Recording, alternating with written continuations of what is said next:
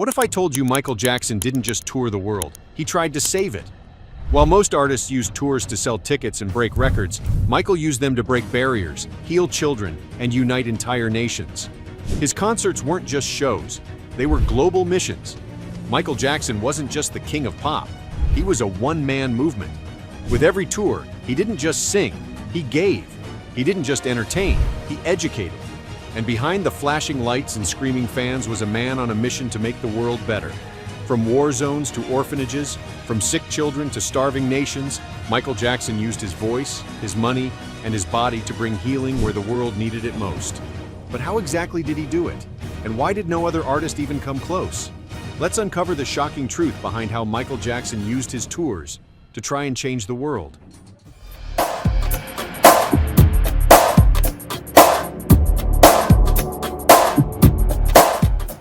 In 1987, Michael Jackson launched his very first solo world tour, the Bad Tour. For most artists, this would be a career milestone. For Michael, it was a calling. He didn't just step away from the Jacksons to go solo. He stepped into something much bigger, a personal mission to change lives. Over the course of 123 shows in 15 countries, Michael performed for over 4.4 million fans. But here's the shocking part. He donated every single dollar of the tour's profits to charity. That's right, the highest-grossing tour at the time, and he gave it all away. He established scholarships, supported children's hospitals, and even launched the Michael Jackson UNCF Endowed Scholarship Fund, helping thousands of young black students access education. But it wasn't just about money. Michael purposely took the tour to countries that many Western artists ignored, places like Japan, Australia, and even parts of Eastern Europe. Why? Because he believed that music could bring people together, even where politics or history tried to divide them. With every concert, he wasn't just promoting his album, he was promoting peace. And that was just the beginning. But the Bad Tour was only the beginning. Michael had barely scratched the surface of what he wanted to do, because his next tour, the Dangerous World Tour, wasn't just about making history, it was about healing it. Launched in 1992, the Dangerous Tour spanned over 67 cities, across 5 continents. And just like before, Michael wasn't interested in profit. Every single dollar earned from this tour went straight into his newly launched Heal the World Foundation. This wasn't a vanity project. This was real, boots-on-the-ground humanitarian work. The foundation provided millions in aid for children suffering from war, illness, and poverty. It helped fund immunizations, clean water, and education in some of the world's poorest regions. And Michael didn't just write checks from backstage, he showed up. Between concerts, he visited hospitals, orphanages, and war zones. In one heartbreaking moment, he met with child victims from the war in Sarajevo. No cameras, no press, just Michael, kneeling beside them, holding their hands. On stage, he would perform Heal the World while footage of real-world suffering played behind him. But this wasn't performance, it was purpose. Every note, every lyric, every dance step was aimed at reminding people, we are the world. But behind all that light, darkness was closing in. But behind the music, the pressure was building. In 1993, while still in the middle of the Dangerous Tour, false accusations were hurled at Michael Jackson, accusations that would shake the world and nearly destroy him. The media went wild, the headlines were brutal, and for the first time, the man who gave so much to others was being publicly crucified. Michael was physically and emotionally collapsing under the weight of it all. He was hospitalized for dehydration, exhaustion, and stress. His body was breaking down, but not his spirit. Because even when the world turned on him, he kept going. He could have canceled the rest of the tour, walked away, hid from the spotlight, but instead he finished it. For the fans, for the children, for the mission he started. That decision came at a cost, but it also cemented something deeper. Michael wasn't touring for fame anymore. He was touring to prove that truth, love, and purpose were stronger than lies. And after surviving that firestorm, he returned with something even bigger, his boldest, most symbolic tour yet. He had endured betrayal, media attacks, and public humiliation. But instead of backing down, Michael came back louder, bolder, and more unstoppable than ever. In 1996, he launched the History World Tour, a tour not just filled with music and magic, but with powerful messages about war, injustice, racism, and global unity. It was his most ambitious tour yet, 82 shows in 35 countries, reaching over 4.5 million fans. That wasn't just the biggest tour of his career. At the time, it was the biggest tour ever. But it wasn't just about numbers.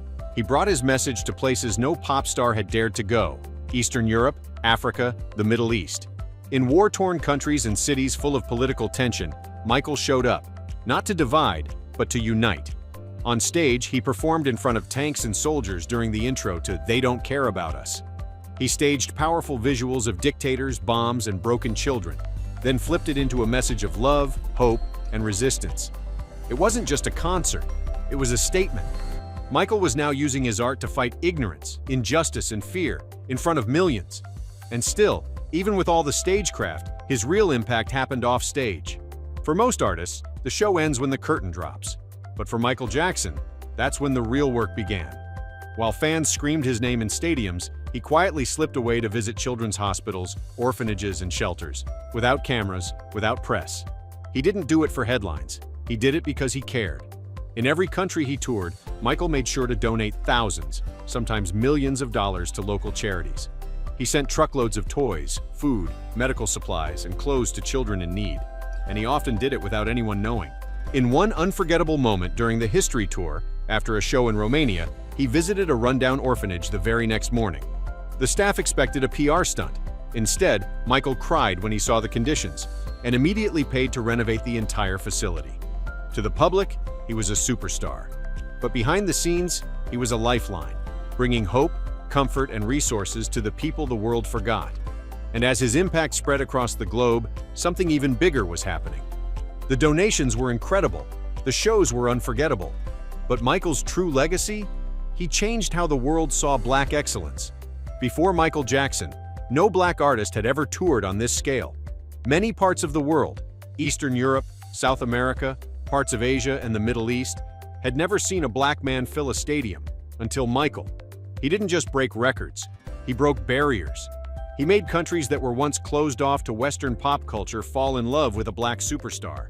He shattered racial stereotypes simply by existing at the top, and doing it with unmatched grace, talent, and power. To millions of fans outside the US, Michael Jackson was the first Black icon they ever saw.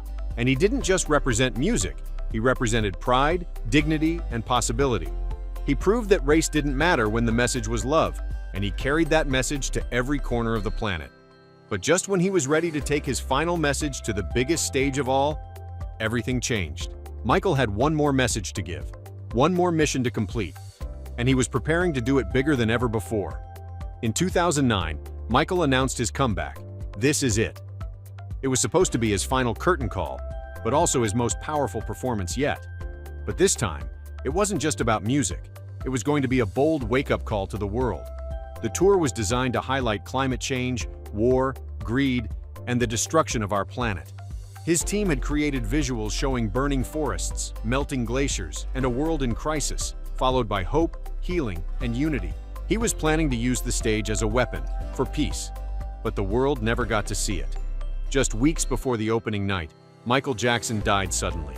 The tour that was meant to inspire and awaken millions was never performed. The voice that wanted to heal the world was silenced. But the impact he left behind? That's a different story. Michael Jackson didn't just go on tour to promote albums. He went on tour to promote peace, to fight poverty, to heal children, to challenge injustice, and to remind the world that music isn't just sound, it's a force for change. Through his concerts, his foundation, and his countless silent acts of kindness, Michael Jackson donated over $500 million to charities throughout his lifetime. That's more than most governments give. He visited war zones, fed the hungry, comforted the sick, and inspired millions to believe in a better world. While the media focused on controversy, his global mission never stopped. From the Bad Tour to This Is It, Michael used the biggest stages on Earth not to glorify himself, but to uplift everyone else. He didn't just sing "Heal the World," he tried to do it. If you believe Michael's message still matters today, hit that like button, share your favorite tour moment in the comments, and subscribe for more untold stories behind the legend. Because the world forgot what he stood for. We won't.